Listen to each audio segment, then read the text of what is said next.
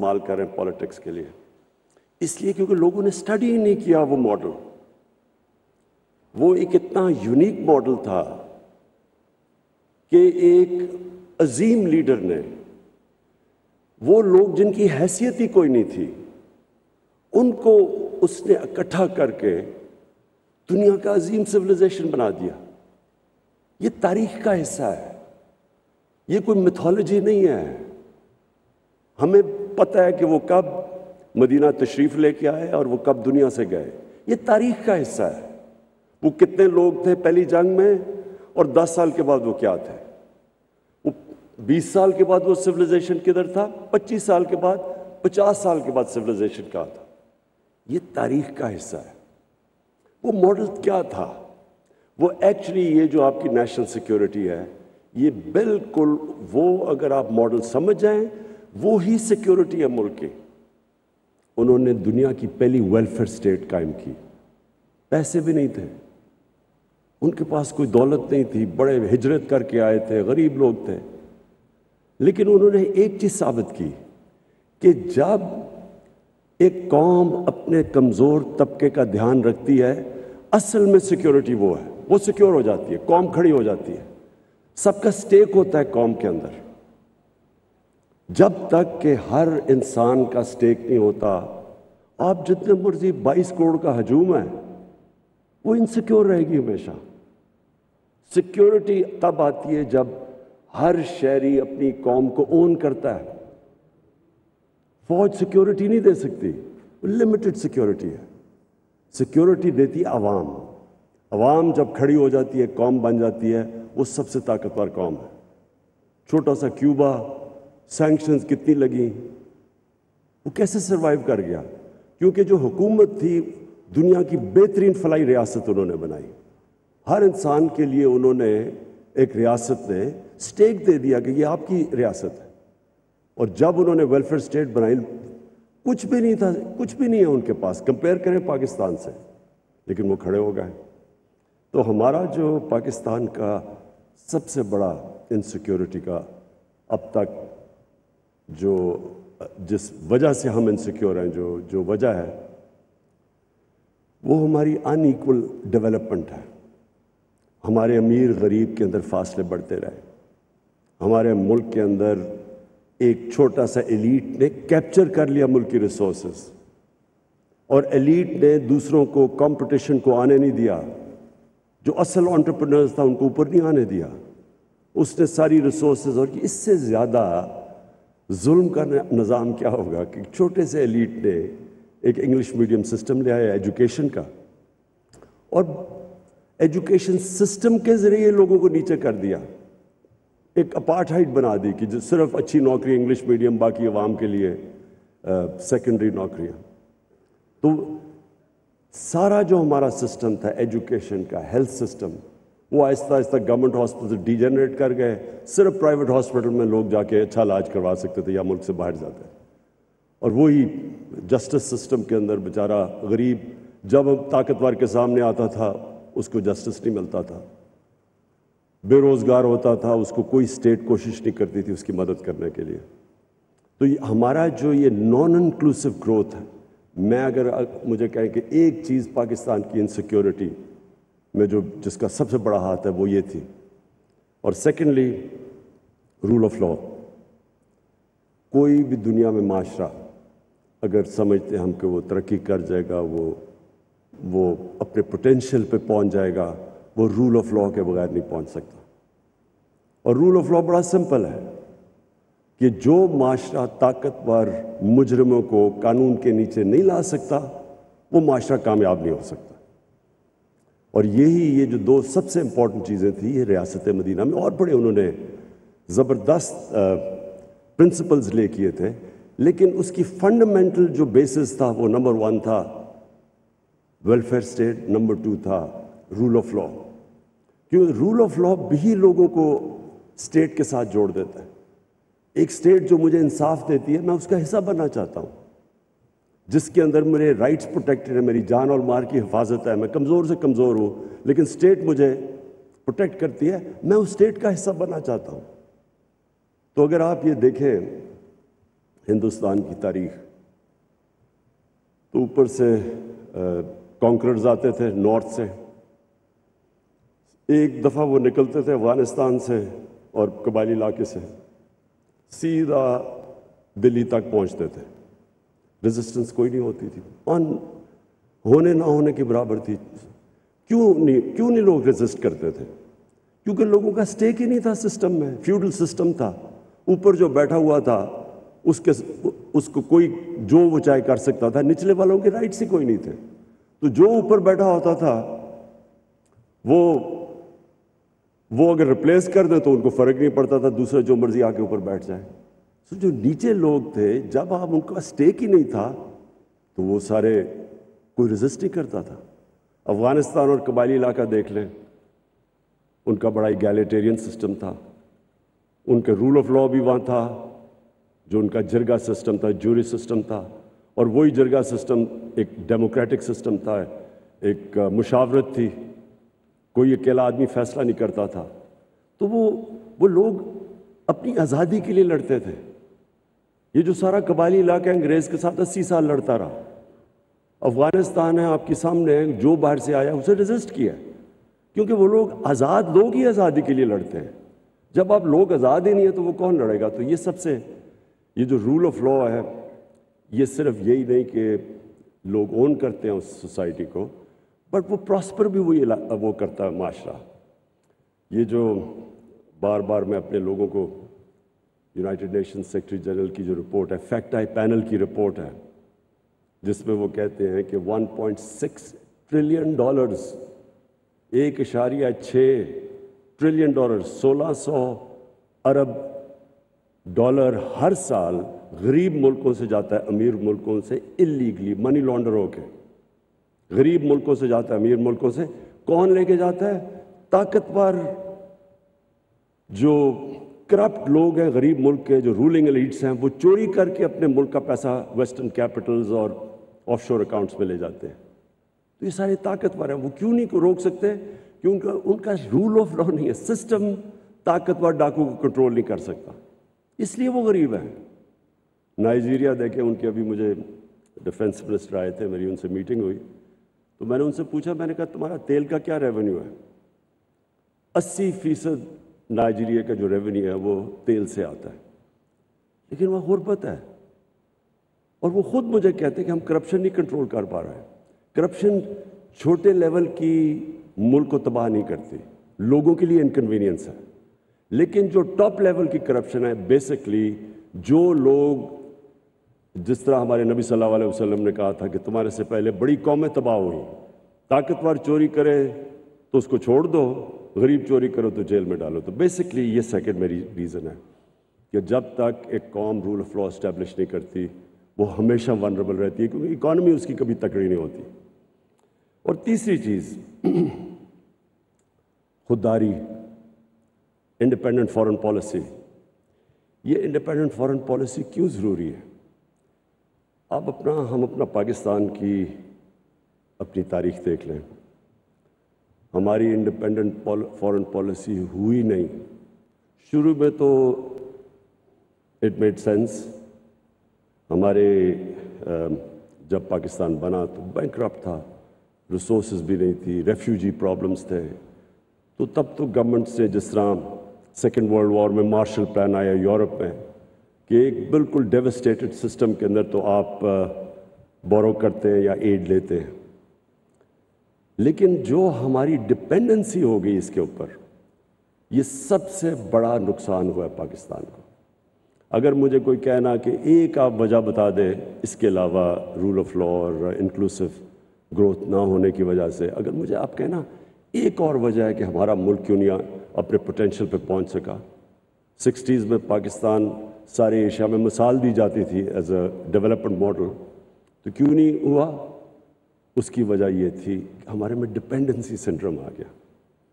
ہم نے اپنے اندر جو انسان کے اندر اللہ نے طاقت دی ہے، وہ ہم نے کبھی ڈسکور کرنے کی کوشش نہیں کی۔ ایک انسان اپنی پوٹینشیل پہ تب پہنچتا ہے جب وہ ریزسٹنس کے سامنے کھڑا ہوتا ہے، جب وہ انسان پش کرتا ہے اپنے آپ کو، اس کے اندر سے اللہ کا اتنا جو پوٹینشیل دیا وہ نکلتا ہے۔ جس طرح ایک اللہ نے انسان کو بنایا ہے ایسا ہے کہ اگر وہ بازو کو ریزسٹ کرے گا، ویٹس اٹھائے گا، بازو تکڑا ہو جائے گا، بازو کو استعمال نہ کرے وہ سوکھ جائے گا۔ وہی انسان کا جو اصل پاور ہاؤس ہے، اس کا مائنڈ، جتنا وہ ریزسٹ کرتا اتنی وہ اپنے اندر ڈسکور کرتا ہے اللہ نے کیا صلاحیتیں دی ہیں۔ قوم کا بھی یہی ہے، قوم کے اندر جب یہی شروع میں آ جائے کہ جی اگر ہمیں ایڈ نہیں ملے گی تو ہم چلیں گے نہیں، تو پہلے معافی سے شروع کریں، وہ قوم نہیں کبھی بنی۔ قوم بنتی ہے جب ایک independent foreign policy, meaning foreign policy جو قوم کے مفادات کو پرائرٹی دیتی ہے، پھر آگے چیزیں آگے جاتی ہے اس کے۔ تو آپ اب دیکھ لیں، کبھی ہم نے ایویلیویٹ نہیں کیا کہ ہم نے جب افغان جہاد میں شرکت کی تو اس سے ہم نے کیا کھویا کیا پایا، اس کی کبھی انڈیپینڈنٹ انالیسز نہیں ہوئی کہ ہم نے اپنی بالکل افغانستان کے لوگوں کی مدد کی، فورن آکوپیشن تھی، ان سے ظلم ہوا، ہم نے شرکت کی، لیکن کبھی ہم نے یہ نہیں ایویلیویٹ کیا کہ کیا ہم نے شرکت اس لیے کی کہ ہم افغانستان کے لوگوں کی مدد کرنا چاہتے تھے، یا ہم نے شرکت کی ڈالرز کی وجہ سے اور ایڈ کی وجہ سے۔ اس کی ہم نے صحیح معنی میں ایویلیویشن نہیں کی، کبھی ڈسکشن نہیں ہوئی۔ اور اگر آپ اس کی ڈسکشن کریں گے تو جو ہمیں ڈالرز ملے، میں آپ کو جب آپ اس کی ایویلیویشن کریں گے اس سے بہت زیادہ نقصان ہم نے اٹھایا۔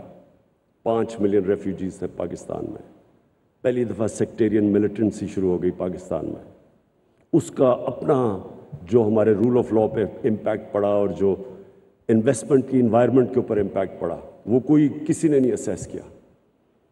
پھر کلیشنکوفز، ڈرگز آ گئی مارکیٹ میں، بلیک کا پیسہ آ گیا، اس کا کیا امپیکٹ پڑا مارکیٹ پہ، کرپشن کیسے بڑھی۔ پھر جب ہم نے 9/11 کے بعد پھر سے ہم نے شرکت کی تو اس کا کیا امپیکٹ ہوا، کبھی کسی نے، میں نے کبھی کوئی انالیسز پاکستان میں نہیں سنی۔ اور کیوں؟ اس کی وجہ تھی کیونکہ جو ہماری ایلیٹ تھی اس نے شرکت کی اس میں، وہ تب بھی کی 80s میں، اپوزٹ چیزیں تھیں۔ 80s میں ہم کہہ رہے ہیں کہ جی ہم فورن آکوپیشن کے خلاف ہیں، 2000 کے بعد ہم کر رہے ہیں کہ نہیں جی اب فورن آکوپیشن کے بعد جو ریزسٹنس ہے وہ ٹیررزم ہے۔ یعنی ایک 180 ڈگری ٹرن کیا ایک ملک نے، اپنی پرنسپلز کو وائلیٹ کیا، اور اس کا جو پھر ہمیں نقصان ہوا، میں نے کبھی یہ نہیں دیکھا کوئی ایویلیویٹ کرے کہ پاکستان کو اس کا کیا فائدہ ہوا، کیا نقصان ہوا۔ جو ڈیوسٹیشن ہوئی پاکستان میں، جو ہمارا برانڈنگ ہوئی، مجھے یاد ہے آرٹیکل نکلا، the most dangerous place in the world، the most dangerous place in the world، اس ملک میں کیا اکنامکس ہوگی، کیا انویسٹمنٹ ہوگی۔ اس ٹائم پہ آپ ذرا دیکھیں، سب ہمارے سے آگے نکل گئے، انڈیا، بنگلہ دیش، ویتنام، کمبوڈیا، جن کے ہم قریب تھے، سارے آگے نکل گئے پاکستان سے۔ کوئی ایویلیویٹ ہی نہیں کر سکتا کہ ہم نے اس جنگ کی کیا ہمارا ضرورت تھی۔ اور ہر جگہ اگر آپ باٹم میں جائیں گے تو ہم نے ایڈ کے پیچھے فیصلہ کیا، ہم نے فیصلہ یہ نہیں کیا کہ ہمارے لوگوں کی بہتری کیا ہے۔ ہمیں ایک کسی اور ملک کے مفادات کے لیے ہم نے اپنے ملک کو قربان کیا، اور پھر ایویلیویشن بھی نہیں کبھی کی۔ تو اس لیے میں یہ بلیو کرتا ہوں کہ جس ملک کی انڈیپینڈنٹ فارن پالیسی نہیں ہے وہ کبھی اپنے لوگوں کے مفادات کی حفاظت نہیں کر سکتا، جو اپنے لوگوں کے انٹرسٹ ہے وہ کبھی نہیں ان کو ڈیفینڈ کر سکتا، اور پھر نہ ہی اس کی دنیا میں رسپیکٹ ہوتی ہے۔ ہم نے پوری کوشش کی اپنے 3.5 سال میں کہ پاکستان کی فارن پالیسی آزاد ہو، بلاک پالیٹکس سے ہم بچیں، ہم برانڈ نہ ہوں کہ ہم اس بلاک میں یا دوسرے بلاک میں، ہم صرف فیصلہ کریں کہ پاکستان کہ 22 کروڑ لوگوں کے فائدے میں کیا چیز ہے، ہماری پالیسی صرف اس سے کرافٹ ہو، یہ نہ ہو کہ جو ہمیں ادھر سے حکم ملے تو ہم ادھر چلے جائیں۔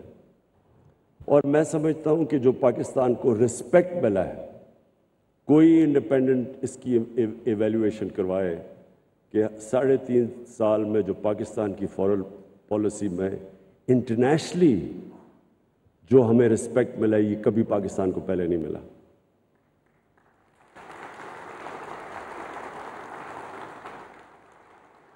ہمیں بڑا ناراض ہو کے ایک ہمارے بڑے طاقتور ملک کہا جی آپ رشیا کیوں چلے گئے؟ ایک ملک کو کہہ رہے ہیں کہ آپ نے رشیا کا دورہ کیوں کیا ہے، اور غصے ہو گئے ہیں۔ ہندوستان جو ان کا ایلائی ہے کوڈ کے اندر، ان کا ایلائی ہے، اس کی پوری مدد کر رہے ہیں۔ وہ نہ تو صرف ہندوستان وہ روس سے نیوٹرل ہے، وہ ان سے تیل امپورٹ کر رہے ہیں جب ان کے اوپر کوشش کر رہے ہیں سینکشنز لگانے کی کہ رشیا کو پریشرائز کریں۔ اور میں آج بیان پڑھ رہا ہوں برطانیہ کی فارن سیکرٹری کا کہ جی ہم ہندوستان کو نہیں کہہ سکتے ان کی انڈیپینڈنٹ فارن پالیسی ہے، اٹس این انڈیپینڈنٹ کنٹری۔ تو ہم کیا ہیں؟ ہمیں تو صرف آپ وہاں کیوں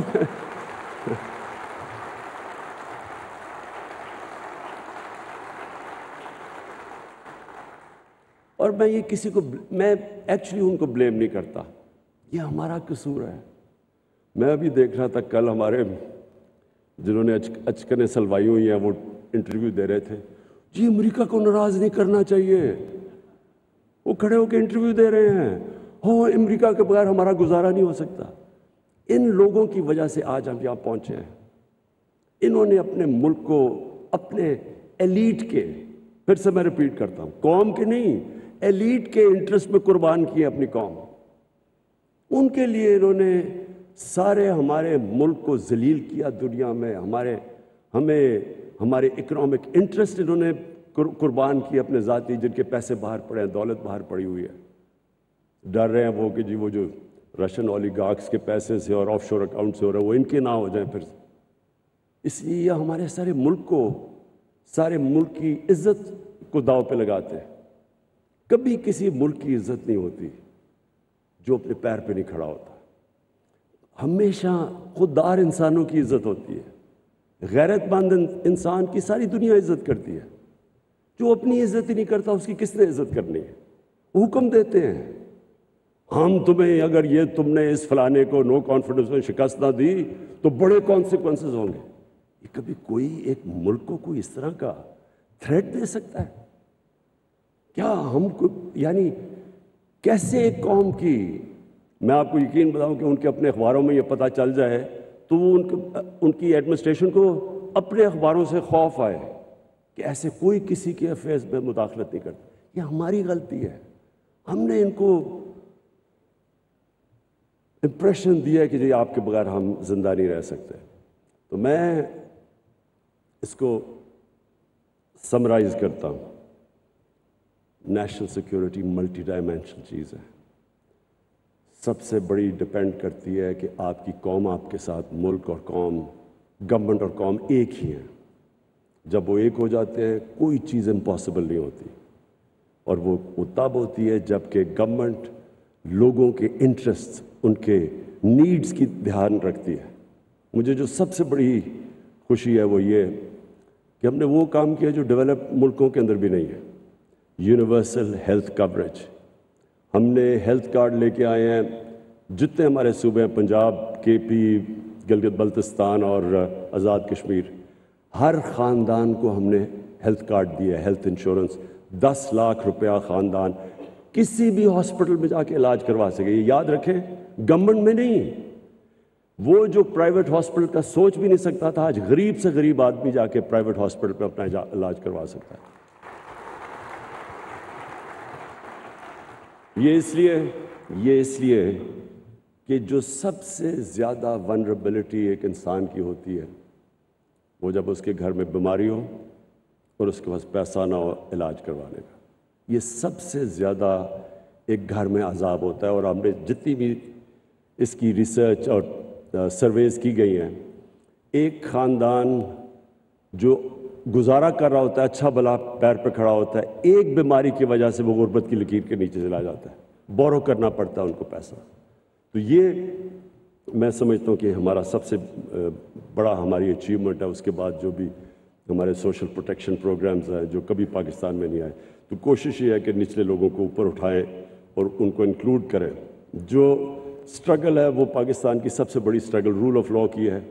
طاقتور مافیاز، رولنگ ایلیٹس، ان کو عادت پڑی ہوئی ہے یہ سب سے زیادہ ریزسٹ کرتے ہیں کہ اپنے آپ کو قانون کے نیچے لانے کے لیے، اور یہ ہماری ایک جنریشن کی بہت بڑی سٹرگل ہے، اور انشاءاللہ یہ کرٹیکل ہے. جب ہم جیتیں گے تو یہ ملک ایک اور ہی لیول پہ چلا جائے گا. اور آخر میں یہ جو خودداری ہے، یہ میرا بلیف ہے کہ انسان اپنے پوٹینشیل پہ پہنچتا نہیں جب تک وہ اپنے پیر پہ کھڑا نہیں ہوتا، اور جب تک وہ اپنے آپ کو چیلنج کے سامنے کھڑا نہیں ہوتا.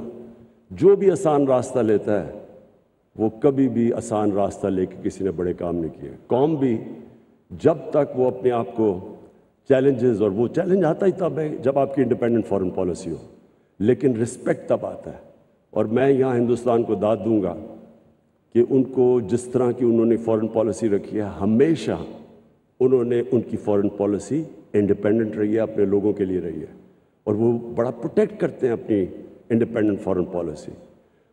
اور انڈیپینڈنٹ فارن پالیسی سے یہ ہے، میں صرف اپنی آخر میں کنکلوڈ کروں کہ ہم نے سعودی عربیہ، ترکی سے، ایران سے ان کی آپس میں اختلاف پوری کوشش کی، بجائے یہ کہ ہم فریق بنے. ہم نے کوشش کی کہ ان کو اکٹھا کرنے کی. پھر افغانستان میں پاکستان کا بہت بڑا رول ہے. ہم نے پوری کوشش کی کہ جو افغانستان کا پیس پروسیس ہے اس کو ہم آگے بڑھائیں. یہ جو بھی یوکرین کی کانفلکٹ جس پہ ہمارے پرانے دوستوں کو بڑا غصہ چلا کہ کیوں چلا گیا میں رشیا، اس میں آپ کو بتاؤں کہ یورپین یونین کاؤنسل کے پریزیڈنٹ نے مجھے ٹیلی فون کر کے کہا، کیونکہ ہم نیوٹرل تھے، انہوں نے ہمیں کہا کہ ہم اور چائنا کے ساتھ مل کے کوشش کریں کہ یہ جو کانفلکٹ ہے اس کی کوئی ریزولوشن کی طرف جائے. پھر یوکرین کے پریزیڈنٹ زیلنسکی نے مجھے کال کی، اس نے بھی مجھے کہا کہ ہم کوشش کریں کہ چائنا کے ساتھ مل کے اس کانفلکٹ کی ریزولوشن پہ جائے. پھر شاہ محمود قریشی کل چائنا میں تھے، انہوں نے بائی لیٹرل میٹنگز کی، یہ ڈسکس کیا چائنیز فارن منسٹر سے علیحدہ اور رشین فارن منسٹر سے علیحدہ، اور کوشش کی کہ ہم کسی طرح ہم انوالو ہوں اس پیس پروسیس میں. لیکن یہ صرف تب ہو سکتا ہے جب آپ نیوٹرل ہوں، جب آپ کو کوئی بلاک پالیٹکس کا حصہ نہ سمجھے، بیکاز اس وقت تو آپ کی کریڈیبلٹی ختم ہو جاتی ہے.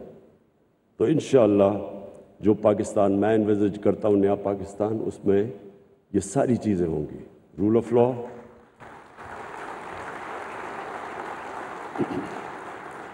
رول آف لا، فلاحی ریاست جس میں انسانیت ہو، جس میں انکلوسیو گروتھ ہو، اور ایک انڈیپینڈنٹ فارن پالیسی جس کا صرف ایک مقصد ہو کہ ہمارے لوگوں کے انٹرسٹ کو پرائرٹائز کیا جائے. اور ہم کبھی بھی یہ جو سب سے بڑا ٹریپ ہے، ایڈ کی وجہ سے، ڈالرز کی ایڈ کی وجہ سے اپنے لوگوں کے انٹرسٹ کمپرومائز نہ کریں. ایویلویشن کریں کہ آج تک جو ہم نے ایڈ لے کے پالیسیز بنائی ہیں اس سے ہمارے لوگوں کو کیا فائدہ ہوا، یا کیا نقصان ہوا. اور میں آج آپ کو کہتا ہوں کہ سب سے بڑی قیمت ہماری عوام نے اٹھائی ہے. جب ہم نے ڈالرز لے کے کانفلکٹس کے اندر حصہ لیا ہے تو قیمت تو ہماری عوام نے اٹھائی ہے. ایلیٹ جو چھوٹی سی تھی، جن کے بینک اکاؤنٹس بھی باہر ہیں، آف شور اکاؤنٹس، ان کو تو فائدہ ہوا ہوگا، لیکن پاکستان نے لوز آؤٹ کیا.